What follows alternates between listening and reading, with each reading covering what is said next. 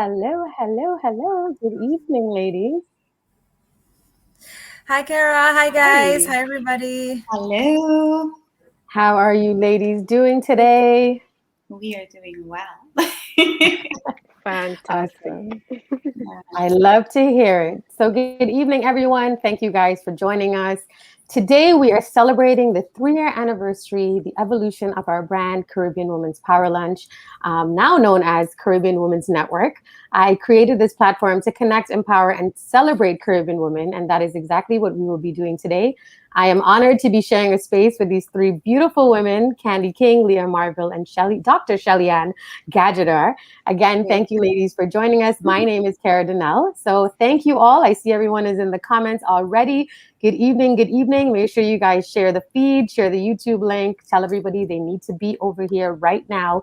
This is the place to be, the only place to be on a Wednesday evening at 8 p.m. So, ladies, welcome. I would love for you guys to share just a little bit about yourselves before we get right into this. We can start off with Kandi at the top. All right. Hi, everybody. And hi again, Kara. My name is Kandi King. I am, I would say, a serial entrepreneur.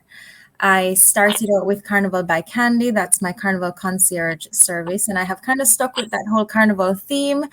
Since then, I have been appointed director at Jamaica International. And most recently, I have started a Carnival accessories line that's Stocking by Kandi. And finally, in January, I welcomed a baby girl, Cora. So I'm also a new mom. And I am very excited to be here to tell you guys about my journey in Bloom.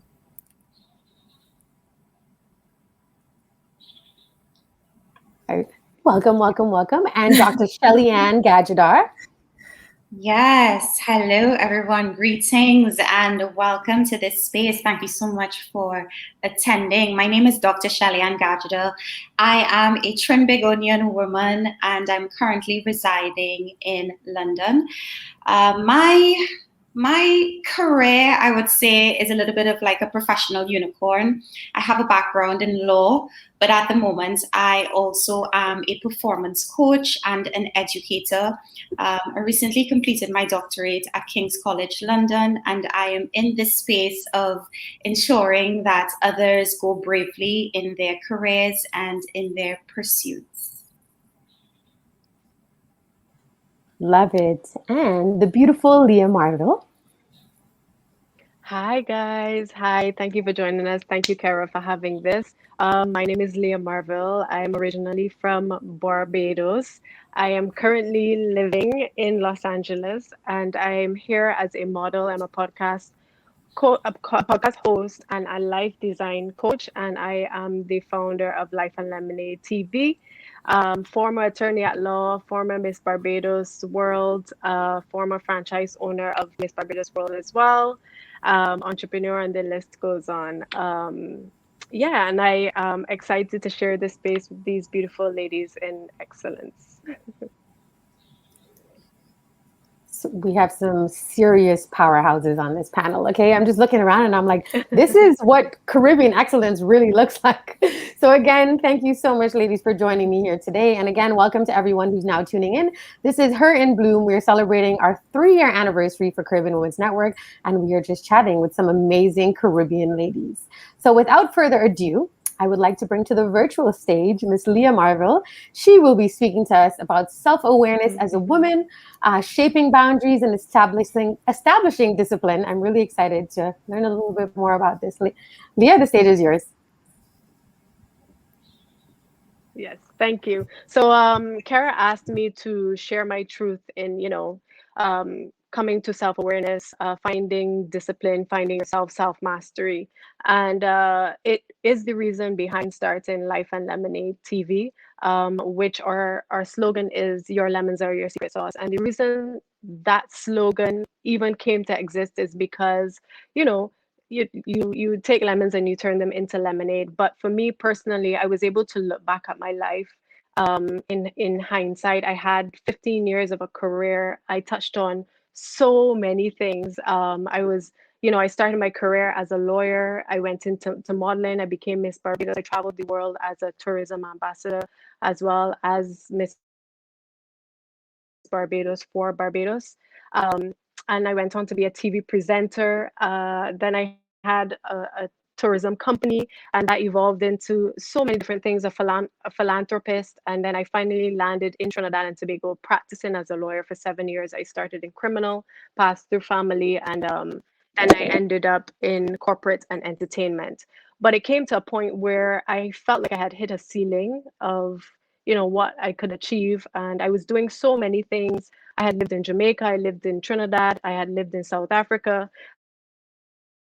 and I'd done so many things, right?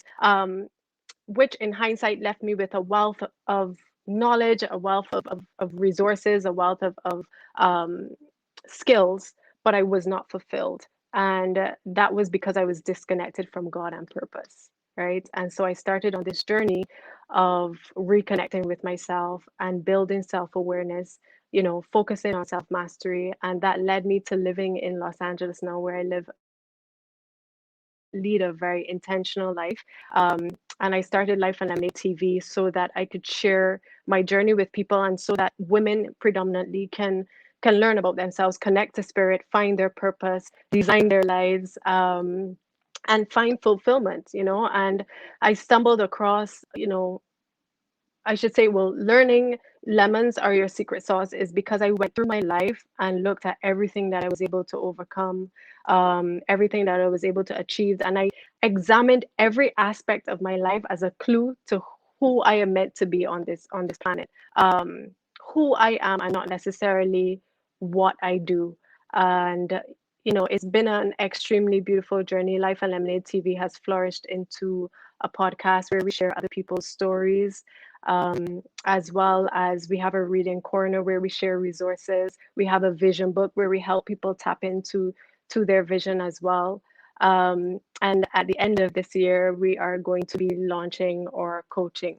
So it's been a beautiful, beautiful journey. I think along the way, I really came to understand that, life has to be a beautiful harmony of being and doing, work-life balance, spiritual connectedness, but also, action and performance in the world. And I felt, I feel so much more purposed in what I do now that I'm connected to my spirituality, now that I am in tune with, what my unique path is in this world. I found that when I connected to heart and spirit, that it was like a light unto my feet. And that light just guides my life now. And, it takes me places and it invites uniquely what is for me. And so I'm happy to, I encourage people to find their own light, to label it, and then stand upright in it. And yeah, I think that is a great synopsis of what, self-mastery, the journey of self-mastery has been for me. Thank you so much, Leah. I love that. Find your light and stand in your light. And looking at you right now, you've definitely found the light because we see you glowing. I know everybody is seeing the same thing I'm seeing. We are seeing you glowing from inside to outside. So I absolutely, outside. Yes, I love that. Before we move on to the next speaker, I actually have a very special message that I'm going to share with the ladies, those of you who are watching. Yo, this is yours truly, Jazzy T from the world-renowned Renaissance Disco, Kingston, Jamaica. And right now, I want to big up the Caribbean Women's Network. Caribbean Women's Network. Big up, Kara. You understand me? Big up yourself for doing this. Now, I want to big up every woman in the world. Big up my mom, big up every mother out there, right? And even if you're not a mother, big up same way. Every woman is very important on earth, and we all need to understand that women sometimes get really emotional and stuff like that. And women will be women, but on earth, women are really, really important. They gave birth to the nation. So I want to big up every woman out there. Strong, no matter where you are, you're a strong woman, you're beautiful inside and out. Every woman, big up yourself. You're truly Jazzy T say, yo. We love woman. We love the woman. We love, no matter what age, you're still a woman. Love. And big up every woman that gave birth to daughters, who's growing up to be a woman. Big up every woman. Yours truly, Jazzy T said, Caribbean Women's Network. Third anniversary. Big up yourself. Bless. His energy, though. Yeah, so Jazzy T from Jamaica representing, sending love to the beautiful ladies that are watching right now, and of course, my beautiful panel. Next up, we have Miss Kandi King. She will be blessing us and speaking on following your intuition and following faith, more importantly. So, Kandi, the floor is yours. All right, so hi again, everybody. Thank you all for tuning in. So I'm basically just going to take you on a journey from my personal journey from entrepreneur to like motherhood. And I'll just leave you with all the little nuggets that have stuck with me along the way. So I started my career in corporate Jamaica. Important to note that I had never seen myself as an entrepreneur. I saw myself ascending the corporate ladder when I started out. So I got a really good corporate job that I was very excited about.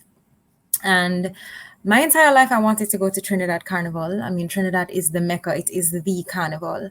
And since I had a really good corporate job, I saved up my money and I could afford to go. So I went. And the following year, a couple of people would have reached out and said, hey, since you went last year, can you help me to go this year? And I did that. And then the year after that, I got even more people doing the same thing. And I was like, no, I'm going to be charging for this now because ain't no way this is going to be free. Plus, it's a lot of work. So that year, I started charging for and advertising for a concierge service called Carnival by Kandi. And it did really well. And it grew in popularity. I still had my corporate job, and I never ever intended for Carnival by Kandi to be a standalone business. I thought to myself, if I could keep my corporate job and this supplemental income, then this would be great. This is like a great side hustle. So everything was going well until my job made me redundant. And when my job made me redundant, I was like, well, this is just going to have to work. And so my entrepreneurial journey was born completely organically. I did not intend for it to be this way, but it just happened. And thank God I have not had to go back into corporate since then. I think I tried once, but I tried not because I had to, but because I got a really good offer that I couldn't refuse at one point, and I tried and it was just a fail. So there's no way you can leave this life and go back into corporate. Well, for me anyway, the freedom is just unmatched. So that was Carnival by Kandi. It started to, I would say, gain popularity, and I also started to gain popularity around that time as well. The first thing that I will tell you is that I followed my intuition and I kind of winged it. I think following intuition is kind of like a nice phrase for winging it, because that's exactly what I did. I did not have a business plan. I'm not saying don't do one. I'm just saying I did not have one.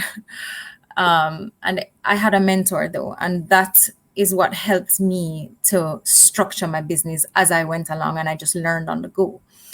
I did not have any other kind of plan written anywhere, but that's just me. That's just me. So the first thing is that when I was made redundant from my job, I was devastated. And looking back now, I guess you can't see it, but when you fall down, there's usually it's a setup for a comeback. And I couldn't see it then, but how my life has turned out and the trajectory that I'm currently on is all because I was made redundant from my job. So sometimes you can't see what's going to happen, but just kind of trust the process. That's my first little nugget that I learned. The second thing I would say is after Carnival by Kandi started gaining in popularity, I would say this part of my life now is like the peak of my life. Everything was going well. I got invited to with Start Jamaica International, which was a great opportunity. And that has been tremendously successful in itself, in its own right. I did an event called Babe Brunch, all of these things. And it would seem from the outside that everything was so successful. I mean, even places that my parents went, they would get, man, you must be so proud of Kandi. She's doing so well. I am here to tell you that that entire period was the most unprofitable time of my life, the most unprofitable time. So the second little nugget that I learned is to never really judge a book by its cover, because you just don't know. Social media is a lie. I was always in the media. I was always talking about Carnival. I guess I'm just an easy target because I sit on a team with all men, and they would, anytime there was a media opportunity, it would just be me. And that's just the way the cookie crumbled here. And so I just kind of became the face of the brand and the face of Carnival in Jamaica, organically as well. Not because I really intended to, but it just happened that way. But like I said, it looked so glamorous, but on the back end, it really kind of wasn't. Fast forward now to the stockings. So I'm going to transition into the accessories. I got this idea after coming from one of the Trinidad carnivals and seeing the stocking band in every single picture. And it was just such an eyesore for me. And I got this idea to do, why can't the stockings just come the way the costumes are coming with the V-band? And I spoke to a couple people, and whole heap of people said it would not work. I even started reaching out to a few suppliers and stocking suppliers internationally, and they were like, it won't stay up. I got a whole lot of no's. I even reached out to my friends personally, and nobody was really taken by the idea. It just kind of sounded like nobody really cared. I pursued it though because I really strongly believed that it could work. So I finally found a supplier who told me, yes, they'd be willing to make a sample for me. And the stockings have been my most profitable thing to date. My advice to people who ask me about my career and my journey is really, follow your intuition, but find a product. The service, Carnival by Kandi is great. It was working. It still works, but it wasn't making me wealthy. And it's also a whole lot of work, and service-based things tend to be a lot of work. There's a lot of logistics involved. Also, Carnival masqueraders are not the easiest people to deal with, so it's a whole lot of stress. And I will still be doing those things. I've learned to delegate a little bit more, though. That's another important nugget. But finding a product, I think, has really been my calling so far. And these stockings are in every major carnival now, every single one. They are in such a high demand that I can't even keep up with the demand. The next thing is this pandemic. This is just a challenge. It's not my fault. I have to keep reminding myself. But the pandemic has really knocked me off my feet because I have all of my eggs in the carnival basket.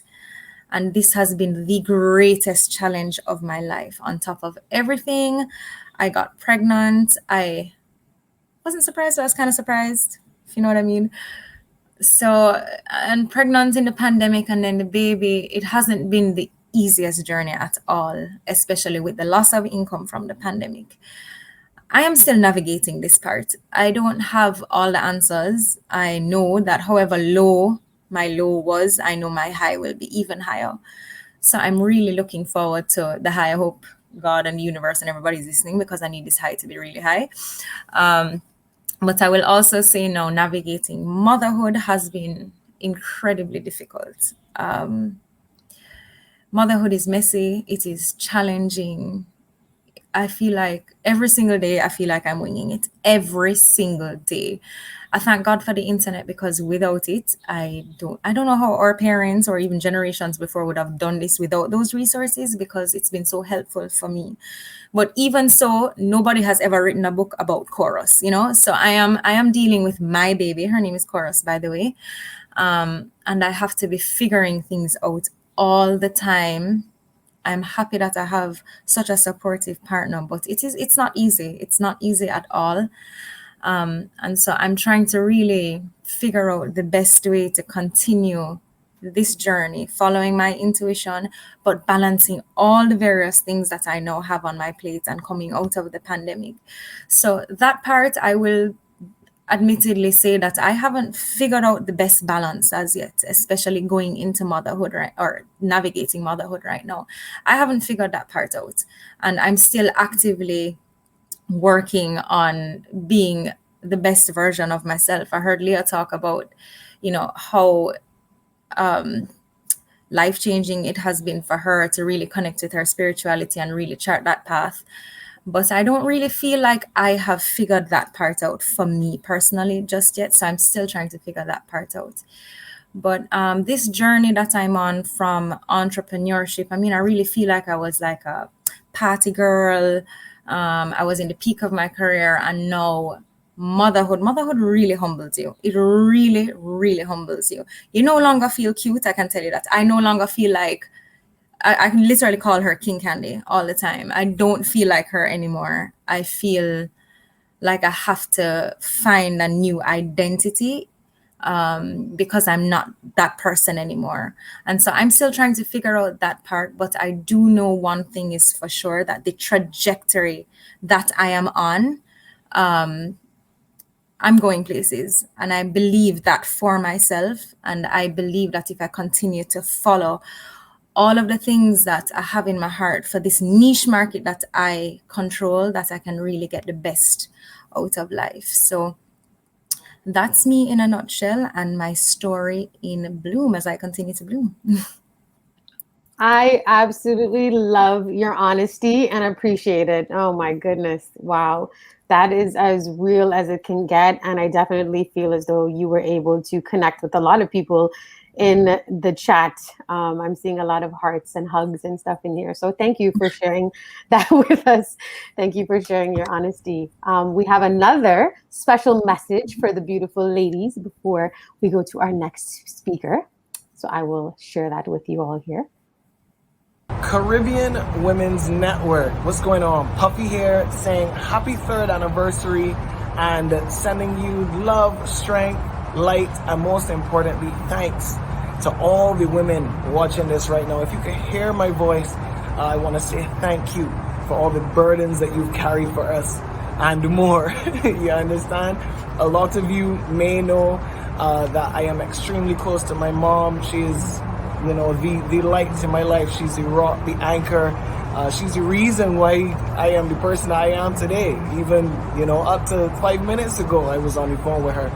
So I just want to say or acknowledge what you have been through and the things that you need to go through in order to be that for people like me, for us, for Caribbean societies, for your families, for your peers. That is so important, and I feel like a lot of us do not acknowledge and celebrate you for that. So we need to take that time to do this for you right now. You understand? Good. So to Kara, much love. Hey Leah, how you doing? Hope you all have a fantastic evening. And once again, happy 3rd anniversary. Much love coming out from Puppy right here. All right, later. I love the love from the boys. It's beautiful. So next up, we have Dr. Shelly-Ann Gajadhar, and she will be sharing with us her mantra, Go Bravely, and so much more. Thank you again, Shelly, for being here. Yes, thank you so much. And I just want to really commend my Caribbean sisters that went before me for their honesty and for your bravery and your truth. I think in this Caribbean space of demonstrating excellence and reflecting our own journeys, I think more truth is needed in the space. So it was so deeply refreshing to see my sisters stand in their power. Now, for me, my journey has been one that has been very colorful, and it has been one that hasn't necessarily been planned. A lot of things happened very unexpectedly for me, and it really encouraged me and propelled me into recreating myself. Now, I come from a background of law, so Leah is my colleague, my legal colleague. Both her and I would have done law school together, and I spent 4 years as a state prosecutor in Trinidad and Tobago. Now, as a state prosecutor in the Caribbean, let's be honest, we have a crime situation that we are struggling as a region to get under control. And in Trinidad and Tobago, it is a situation that is really something that we need to spend a little bit more time on, especially when it comes to society and the management of how we go about law enforcement. So in that 4-year period, I was predominantly prosecuting murders, and I did that because it was my dream job. It was what I really wanted to do. It was the thing that really woke me up in the morning and I was excited about. But then it happens sometimes in life that your dream job or the thing that you think is going to give you fulfillment suddenly doesn't give you fulfillment anymore. And at the end of my 4-year tenure as a state prosecutor, I was highly paranoid. I masculinized myself a lot, simply because I was dealing with male defense attorneys. I was in the male-dominated environment, and sometimes it's just one sole prosecutor prosecuting sometimes up to 8 men, accused men. So I started to see that I was placing a mask on myself. And then the untimely assassination of my mentor, Miss Dana Sitahal, Queen's Counsel, is what really pulled the rug from under my feet. And I say this because when you operate in a system that you have so much great intentions for, but the system is not working for you, you start to recognize where you are on the ladder of progress and on the ladder of hope. And I started to see that I had such big dreams for impact, for purpose, for touching my community, but I was so low on the ladder. And I know that there might be somebody in here that has a desire to do some big things, and you might feel like you are so far removed from actually doing it. I get it. I was there. And it came a point where I had to make a decision for my life. And a decision for my life didn't mean that I make a decision and then I don't stick to it. It came a point in my life, and in many women's life, you will experience this, where you have to make a powerful decision for yourself, a powerful decision for your life, a powerful decision for your future. And I said to myself, I needed a tiki time out, as we say in Trinidad. And I packed my bags, I resigned from the prosecutor role, and I decided to return to what I was always good at, which was education. And I decided to make something brand new of myself. Now, ladies and gentlemen, I had zero idea what the hell I was doing. But what I did know is that I was destined for more. And I knew that I needed a brand new start. So I decided to pursue education. I came to the UK. I had no friends. I had no family over here. I knew no one. I took my savings and I said, I'm going to do this, and I'm going to do it well, because this is what is going to help me to recreate myself. In the space of 4 years, I have journeyed through academia, having recreated myself and staying in this space of education. So I went on to do my master's in international business. And then I realized, oh my gosh, I got my master's published in a journal. And I started to realize, you are an educator, you are an intellectual, you are somebody that is going to do well in education. Stop running away from this. Stop thinking that this is not something to be proud of. You know, we tend to shame sometimes we shame people who take this course of education. And I see this a lot in the Caribbean region. And I struggled with it, especially as a teen and then going into law school. I was always that girl that was very pretty, always a vibe, but I was in the library on a weekend. You know, I was that person. And sometimes it was very difficult to explain my love for books. And by the time I was finished with my master's, I said to myself, this is where I'm supposed to be. So I decided to launch myself into academia. And I sent out some applications, again, just trusting my strengths, trusting what I was good at. And honey, the doors flung open for me. I got offered 4 scholarships for my PhD, and then I decided to settle on London at King's College.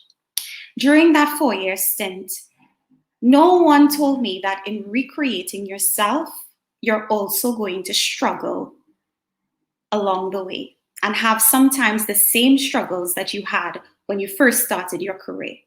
So I had to deal with things like gender bias, institutional racism, being overlooked, being in a community where it was predominantly white and you don't have any minorities.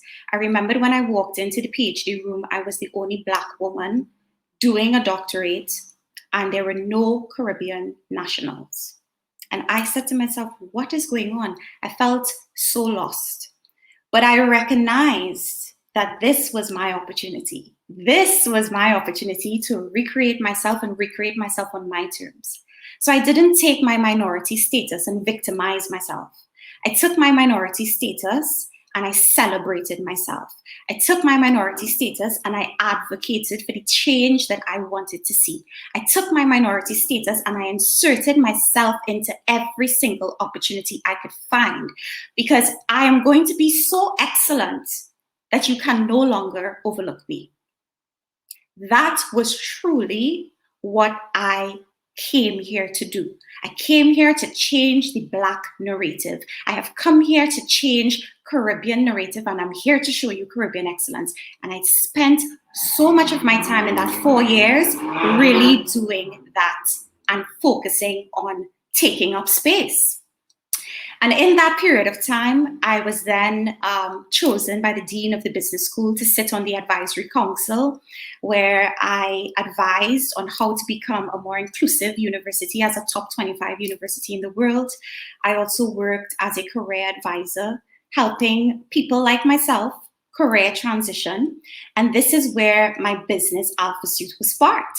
So again, a woman not really knowing what she's doing, but allowing life to unfold and walking in my strength. I no longer allowed the community, the society, the man down the road, the neighbor next door to tell me what I did well. And I think that is something so important I want people in here to know. You know your strength. Don't let nobody come and grab that from you and steal that away from you. You know it. Stand in it. Stand in it and pour your all and give your all to it. So once I started to realize that I had a story and I had something to share and I had a blueprint that I can share with other people who wanted to go bravely like myself, is when I created my career and coaching business, Alpha Suit. We launched Alpha Suit in 2018. It's going to turn 3 in August. And so far I have served 5,000 clients as a one-woman show. And I say this because I stood in my strengths. I stood in research, I stood in my truth, and I didn't back down. And anytime anyone wants to tell you that you don't have a seat at the table, well, honey, you pull your tools out and build your own table. Because in the Caribbean, we got a lot of trees. So we're going to make that table. Right? So, it is just having that grit, that gut, that grace, and not backing down. Every single time that I got a no, every single time that I got a pushback, I knew that I was closer to exactly where I needed to be. What I want to say to anybody in here, you know you're on to something, you know you're destined for something great, you're ready to launch yourself. I want to ask you this. Are you, the dreamer, willing to be laughed at? Are you willing to be criticized? Are you willing to be scrutinized? Are you willing to have your back up against a wall and people gossip about you? Are you willing? The dreamer must be ready to go through the fire in order to protect your dreams. So I was like, do me as you wish. But I am no longer going back to where I was before. I am not going to allow a society, a profession, or a field take the rug from under me again. Never will that happen again. And this is why it was so important for me to stand in my power and to go bravely. So my mantra in life is go bravely. It is my mantra. And I live by this mantra because in order for you to honor the God inside of you, you got to be brave. This world is a very harsh world. As a woman in particular, we are constantly diluting ourselves, diluting and diluting and diluting yourselves because you're fitting into spaces that you don't belong in. And if it is you're realizing that you're creating this habit for yourself, beloved, stop for a moment and ask yourself, am I honoring me? Am I honoring what I am here to gift to this world? Am I truly standing in my power?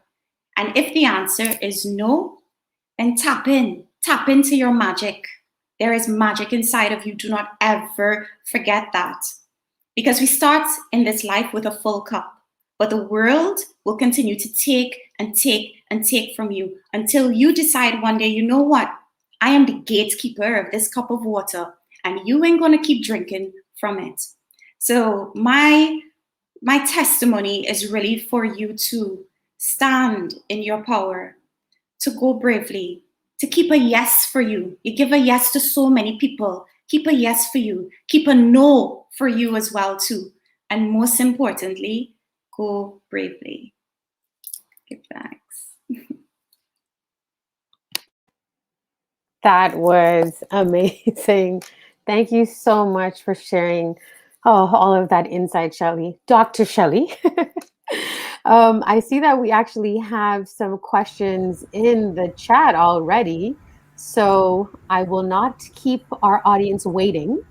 I see here we have one that says, what advice would you give to someone wanting to pursue a career similar to yours? So each person, because everyone is in a different industry, can take a chance to speak on that. So Leah, if you'd like to start off by answering, what advice would you give to someone wanting to pursue a career similar to yours? Which career? Let's start with that. Right. I would say, I would say you have to tap into your particular talents. Not to necessarily pursue a career like mine, but pursue a career that is uniquely yours, right? So tap into exactly what it is that you were brought here to do. And I think by doing that, you have to ask yourself questions. What is it that you're good at? What is it that you feel drawn to? What is it that you feel repulsed by? And those things will help you determine your values. Those things will help you determine your beliefs. And then once you find one thing or a couple of things, explore that. And I encourage people. I come from a background of, I'm multifaceted. I've done many careers, multiple careers. I'm a slasher, a professional slasher, right? And I would encourage anybody to explore the slashes in your life because it later informs you what you're meant to do. You will find by walking those particular paths what you are drawn to, whether it's something that you want to continue pursuing or whether it's something you need to evolve from. So my answer to that would be to tap into what is it that you feel drawn to. And then, as Shelly is here and Dr. Shelly-Ann always encourages, pursue the education behind that. If that is, whether it's a degree, whether, is wanting to become a lawyer, educate yourself, continuously be a student of life and follow that path, and life will continue to unfold for you. Tap into your center. That way you can listen and hear what life is trying to show you, see where life is trying to guide you, and life will continue to unfold for you. And like Kandi said, follow your intuition.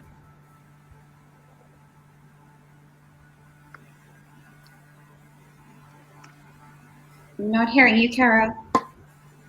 Oops. Thank you so much, Leah. Kandi, what advice would you give? I think because my industry is a male-dominated field, women are easy targets. So I would say thicken your skin if you're going to do anything in this space because you will be picked on. But also, you have to take up space. So for that, you need thick skin. People are going to come at you. In this industry, especially for carnival, when you're working behind the scenes, Anybody who works behind the scenes at Carnival knows that masqueraders are never the nicest people, especially in distribution. If something is wrong with the costume, I mean, even just the customer service, the back and forth, even prior to all of those things. So I would just say thick on your skin and get ready to really overcome some challenges in that way.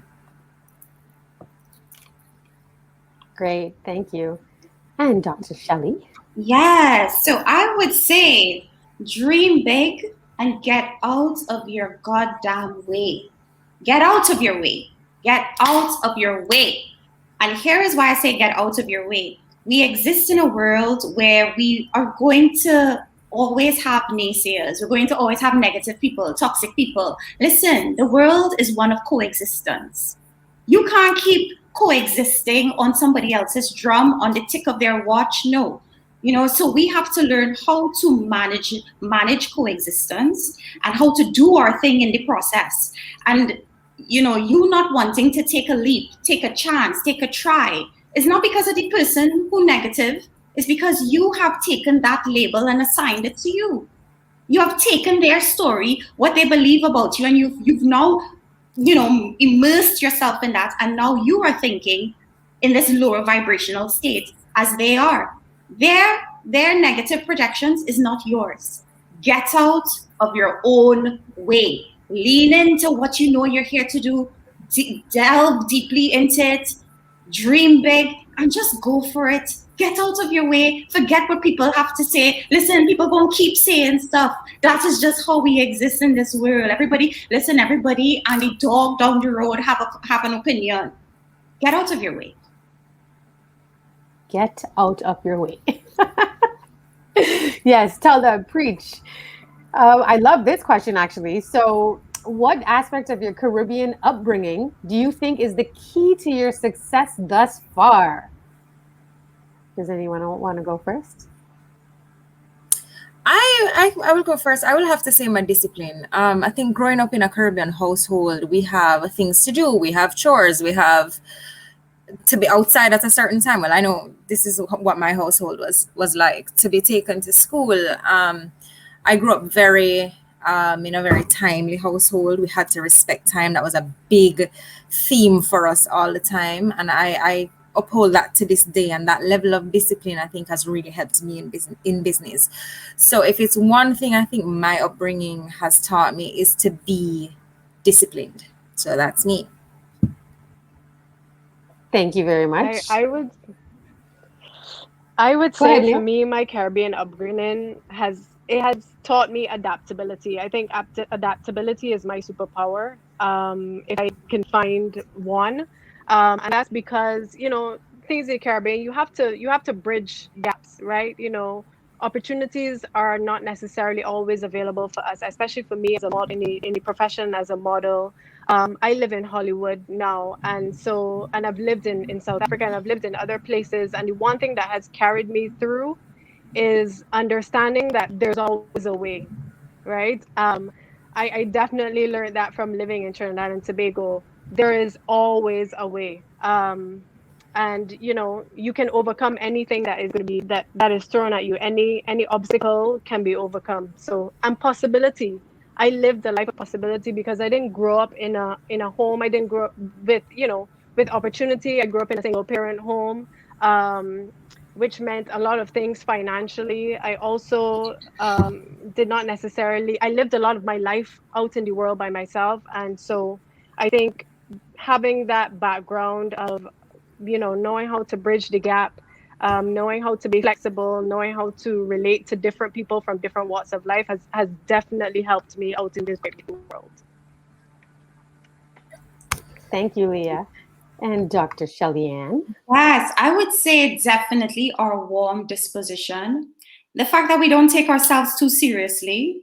I think this has really helped me, especially navigating higher education. Honey, when you pass through some of these classrooms, these professors, sometimes they could be so stuffy, especially as a young Caribbean woman, in this space of academia, giving a light joke coming in with a radiance, putting on some colors on. I think just the essence, the Caribbean essence of what we present as smiles and just, lightheartedness is what has really carried me through a space that can be very stuffy and has allowed me to stay very authentic as well.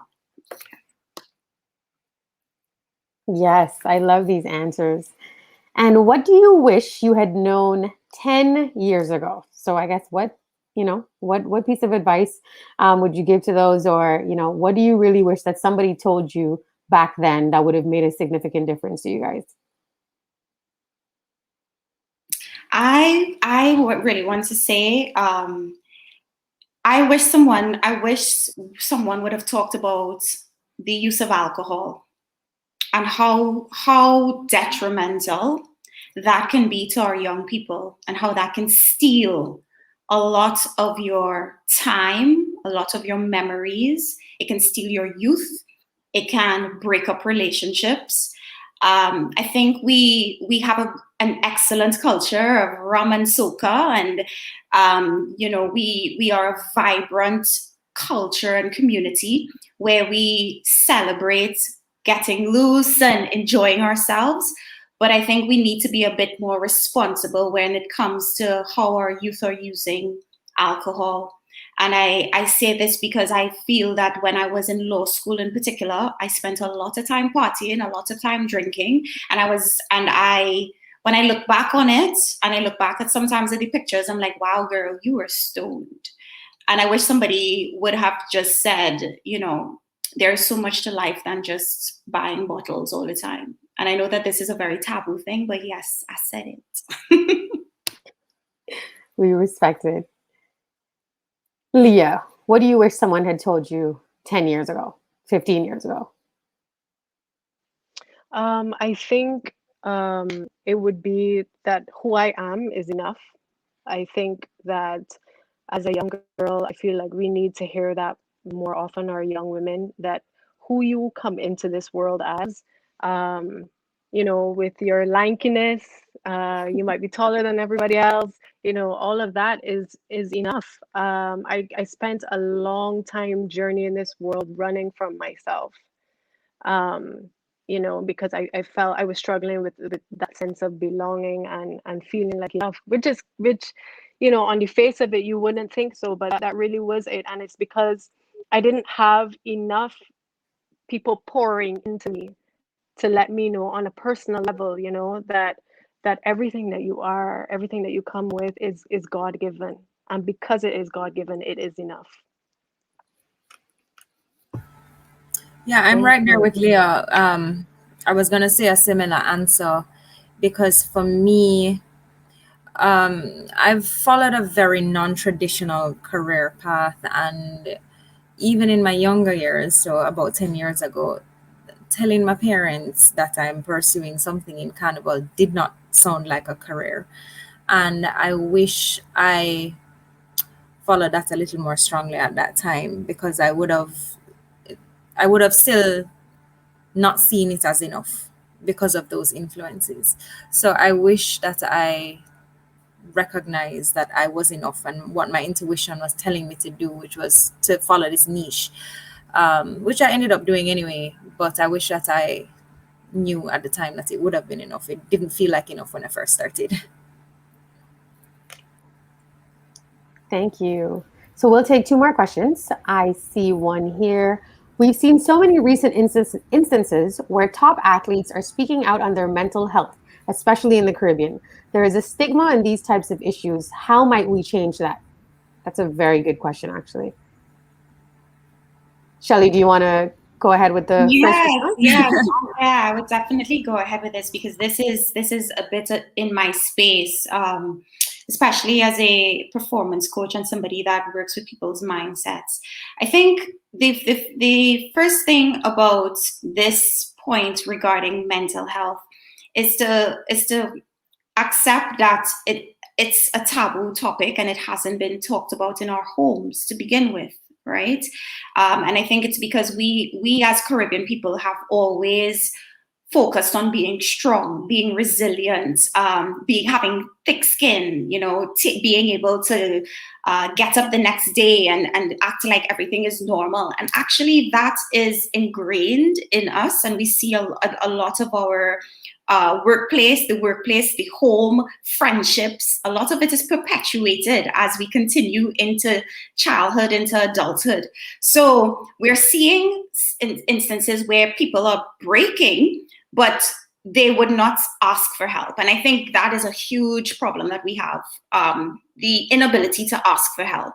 But where we come in terms of how we can make a change around this, is we need to not wait for people to verbalize these things.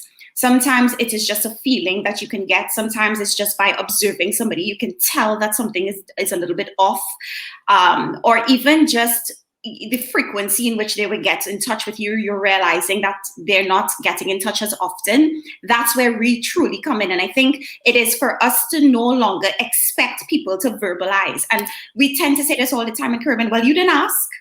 We love to say that. And sometimes these things are so difficult that people don't want to ask. We have hotlines and people don't call hotlines. And you have to, like, that is how deep and embarrassing and ashamed a lot of people feel in that space. So for us to change this narrative, we have to really activate our emotional intelligence more as a community, as a society, and truly be our brother's keeper, and not expect that everything is going to be said. But sometimes it's like what people say about disability, that sometimes a disability isn't always seen. And it's the same thing with mental health. It isn't always seen, but if you feel like there is something that you need to say, or you need to reach out to someone, then do that. We need to truly activate our activism around this. I agree with that 100%. Leah, would you like to chime in on this? I think that was so beautifully said, and I would just add on top of that, I would encourage us to talk. Exactly what we're doing here, exactly what I've been trying to do via Life and Lemonade TV, where I have a podcast where people share their truths, and that's how it started for me. It started with me sharing my truth, because before I used to be terrified. I felt like I had to always appear intact. I was representing my country. I had to look a particular way. I couldn't do this. I couldn't do that. And even now, I mean, it terrifies me now sometimes to talk about it. But like sharing stories of me sharing my story might inspire someone else to share their story. Me talking openly, and I've seen examples in my life. Me talking openly invites people to now share with me, and you create these little safe spaces along the way. And the more we talk, the more we raise our self-awareness, the more we connect with ourselves, the more that we could connect to other people. So yeah, I would say definitely, I would encourage people to talk more and to raise their self-awareness. Thank you, Leah. And Kandi. Oh, I think you're on mute. 1 second. Can you hear me now? Yep. Yes. Okay. Yeah, I was just going to say that I agree with the ladies and everything that they said a while ago, but I would just say find your person. That does not have to mean a significant other. That could just mean a friend. But mental health is like, it's almost like a little buzzword these days that everybody is using, but it's a really, really important thing that we have to take care of and look after. I myself, like I said, I'm still navigating this new space that I'm in with motherhood. And I have had to find people outside of my household to confide in and to ask questions and to talk and to vent, because it's hard. And that's just the reality. But just like they said, talking about it really, really helps. So just agreeing with them and saying that, yeah, just find one person, whoever that is, just find one person and talk to them about it. Thank you so much. And I have a question for you ladies. So there's been an increasing awareness of how vulnerable women are in the Caribbean, and our acceptance of sexual harassment or inappropriate male attention as part of the culture. How do we drive real change when it comes to this? I'll go with Dr. Shelly. Yes. How do we drive real change around the sexualization of the woman? I think the first thing is we need more sex education in schools, right?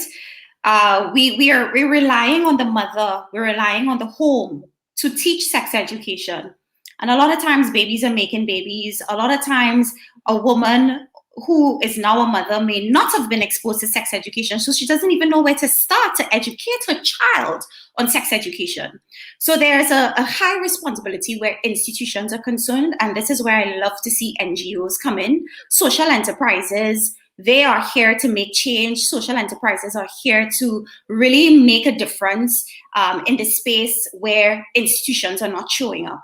So if you have a community group, if you have nonprofit organizations that are going to take on this mantle and decide to teach this, I think it's excellent. But the first thing I would say is definitely more sex education. The other thing that I would say as well too is that we talk so much about the woman and we're not talking enough about the man. We're not talking enough about the man and the patriarchal system that has continuously been perpetuated since colonialism. So what I think we should be focusing on is a harmonious balance between how we respect women and also how men respect women and vice versa. Because too many times we're having these conversations with gender in separate silos. And then when we come together, we don't know how to coexist. And I think that is all part of sex education as well, bringing the two genders together and having conversations about what are my boundaries, what are the things I like, what are the things I don't like. And that is how we're going to be able to cultivate a culture that is respectful of each sector. And even when we come to transsexuals as well, homosexuals, all of these things fall under sex education and sexual harassment. But I think the way that we've been approaching it for the longest time has been a very siloed conversation. So woman, I'm not here to tell you, oh, well, you need to dress better and this and that. Listen, a woman can be whatever she wants to be. But I think we as a society as well too need to step up and recognize that we are perpetuating a patriarchal system that hasn't been working for us and continues to see the sufferation of women. And that needs to change. And if our institutions are not going to do it, then you, me, and everybody else, we need to come together and we need to start talking more about these things and how we can bring men into these conversations as well.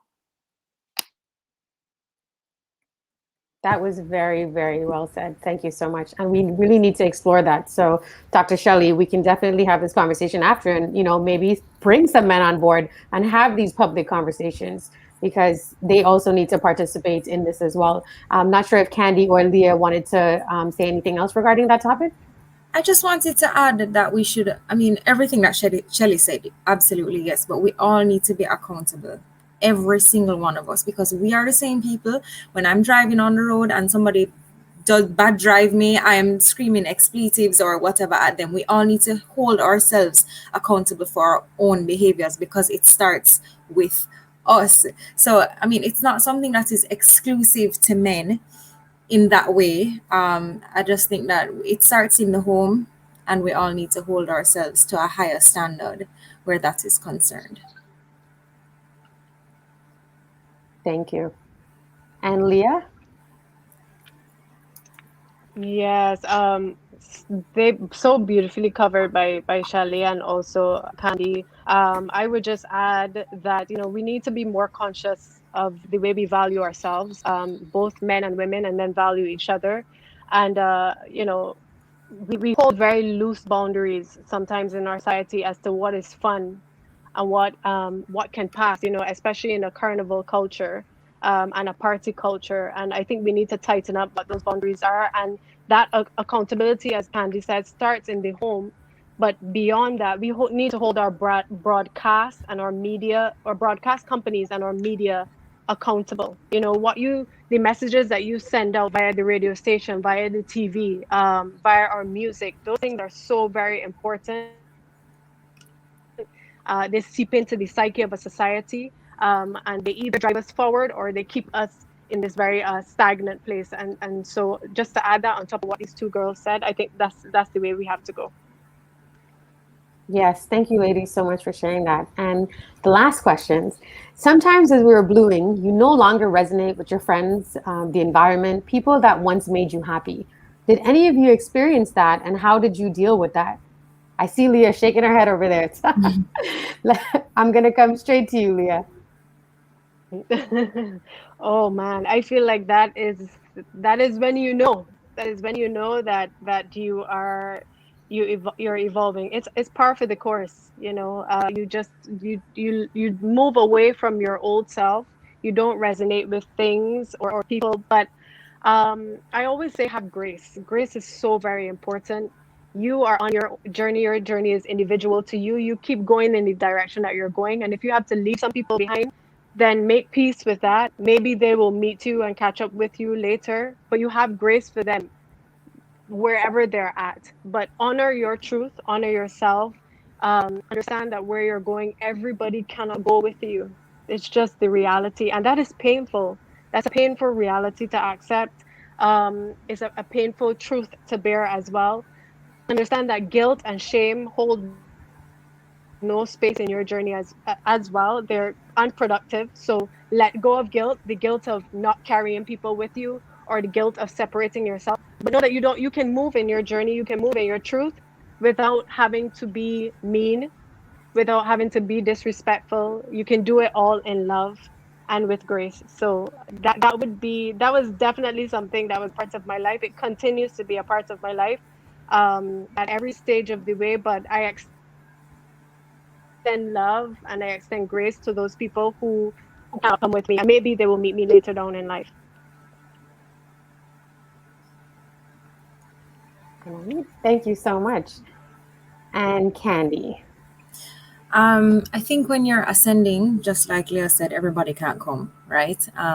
But there is something that's kind of weird that's happening with me now in motherhood, where I want all my friends in the same way that I had them before, but I don't have the time, or I just don't have it right now because I'm a mom and I'm a full-time mom. On top of that, I don't really have a nanny or anything right now. It's just all me. So I'm really busy. And so I'm navigating almost like the opposite now, where like I'm missing that. I'm actually missing my friends and the relationships that we used to have and how we used to hang out. And I mean, the pandemic has played a role in that as well, but also motherhood. So I'm still navigating that space. I am not an expert on how to take that next step yet. I'm still figuring that part out. But for me, the steps that I have taken, I would just say never burn any bridges. Don't ever burn any bridges because you never know where you're going to buck them up again. Amen to that. And Dr. Shelly?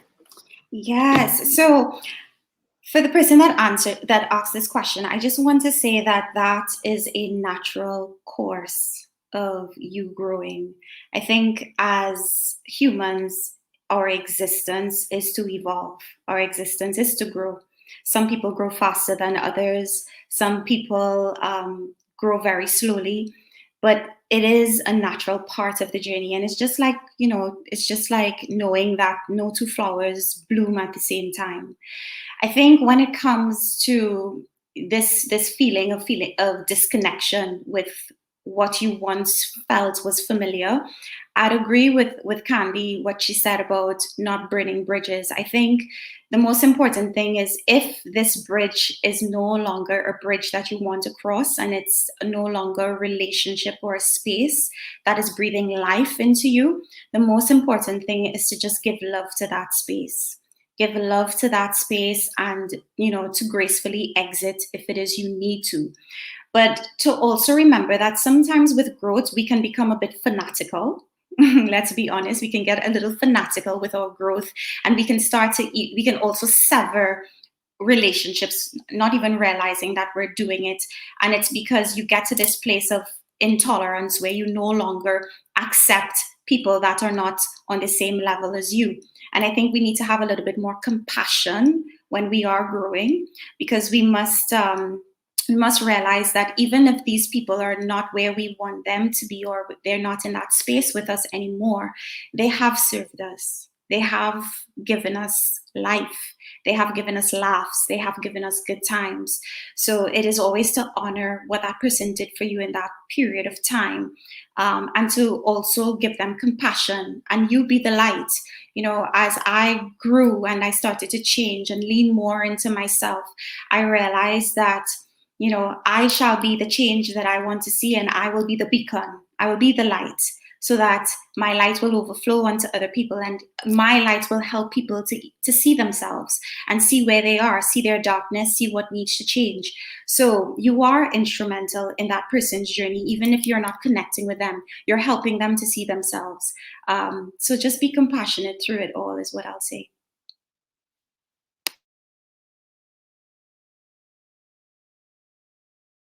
Always on mute. Before we wrap up, I have one more special message for the ladies on the panel as well as the audience from a very special human being.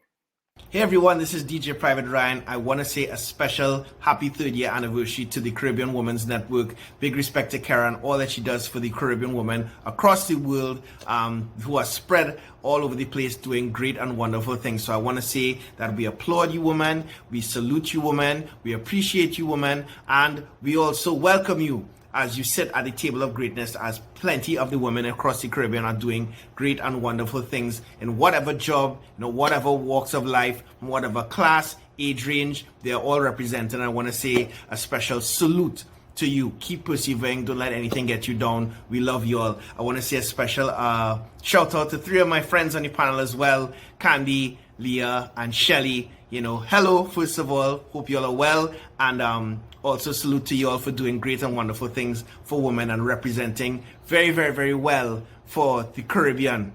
Not just for the women, but for us as a people. So thank you. Salute to you. I mean, I don't think I could have said it better. So shout out to DJ Puffy, Jazzy T, and DJ Private Ryan for sending a little extra love for the ladies. I think it's very important that messages like these are heard. They may not say it as often as we would like, but it's important for them to share that with the world. So thank you guys so much. And ladies, so you are standing in your light, you are owning your power, you are breaking barriers, and you are just being absolutely phenomenal. I want to know, how do you want to be remembered? Oh, I can see this, because this is what I teach my clients, my coaching clients. It's all about legacy. So this is, I have this answer in my back pocket. I was ready for this.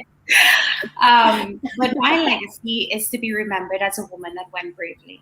That a woman that woke up every single day and chose herself, chose the God inside of her, chose her purpose, flew that flag very high, and represented as a Black Caribbean woman doing her thing and going bravely and being unapologetically herself.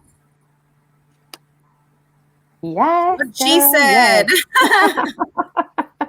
Yes. Kandi. What Shelly said. No. But I think I want to be remembered as the person who went for it in my own space and in my own way.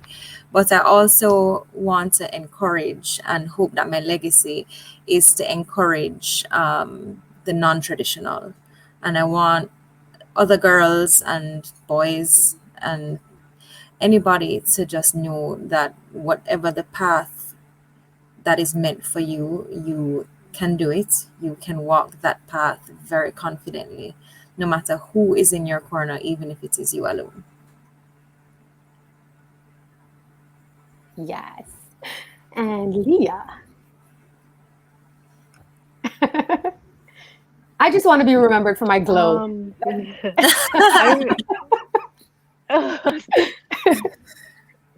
This LA sunlight. No, for me, it's important that I'm remembered as a woman who walked in spirit and truth. And my only hope is that I impact people's lives positively by the way that I lived my life and the character that I led my life with. That people believe in possibility and that they themselves are enough just as they are. All very beautiful messages. Well, ladies, this wraps Well, up. Kara, before you leave, what do you want to be remembered for? What do I want to be remembered for? Yes. I want to be remembered for doing everything that I love and doing it with love. That's Mm, really it. I love love. I love to share love. I love to give love. I love being love. And I would like to be remembered as just a vessel of love, really. I mhm. believe that, that is my purpose. And I pray that that is what I am remembered by. Amazing. Thank you for So, sharing. yes, thank you, ladies. This was amazing. Beyond words, the comments, I'm just seeing them coming down left, right, and center. Ladies saying that they really appreciate the transparency, just everything that you guys had to share. So it's safe to say that we did what we set out to do. We wanted to come on here and share these stories as and advice, as inspiration to others. And I can safely say that we were able to do that. Shelly, I know that you stayed up. It's 2 a.m. in London. Yes, it is 2 a.m. in London, but I had to be present for this. I want to give a special shout out to my mama, Anne-Marie Gajadhar, who is all the way in Trinidad and looking at this. I have not seen my mom in about a year and a half. Oh, So, Mama, I send you so much love and thank you for supporting me tonight. yes. Shout out to the moms. My mom is in heaven. This No, brand represents her legacy. beautiful. So she's here with us every day. But thank you, ladies, so much for sharing your truth. Thank you for holding space with me. This was just phenomenal. My pores are raised. I am inspired. I am empowered. I was having a little bit of a rough week, but I'm definitely ready to go back out there and take on the world and just own my truth and stand in my light, as you guys say. And as Dr. Shelly-Ann says, I'm ready to just continue to go bravely. We have 6 months left in the year. And I hope everyone that's watching, I hope this panel, empowered you and you're ready to just take control of your life, take control of your purpose, and just fulfill your passion. Anything that you guys want to do, you're capable of doing it. I say this all the time. It may sound cliche, but it is what it is. God instills in you purpose and passion. Listen to it and follow it. But again, ladies, you are just incredible. Thank you, Kandi in Jamaica. I know Chorus is probably like, where's my mommy? She went to sleep finally. It's okay. And Leah, I know that you have a super busy schedule as well. It's probably like 6 p.m. there. And I know you're always on the move as well. So thank you, ladies, for holding the space with me. I am excited for the Thank you. future. The future is bright. It's going to be amazing. And I wish you guys nothing but success. Sending you guys so much love. I see DJ Private Ryan in the chat saying big respect to the woman. Thank you again, Ryan, for showing that love. It was all smiles from the ladies. I can definitely say that. But again, thank you everyone for watching. Please follow the ladies. You can check me out on Instagram at Cara Donnell. All of their tags are on my page. You can just go on there. It's at Leah Marville, at Dr. Shelly-Ann, and at King Kandi. And don't forget to, of course, check out Caribbean Women's Network. I just launched a new website, caribbeanwomensnetwork.org. Yes, 3 years later, new website, new logo, new brand, but same purpose. We are here to uplift and empower Caribbean women, celebrate, connect, collaborate. So again, thank you, ladies, so much. Sending you so much love Thank and you. have a Thank blessed you. evening, night, and I'll see you girls soon. All right. Thank you. Bye, Bye. guys. Bye.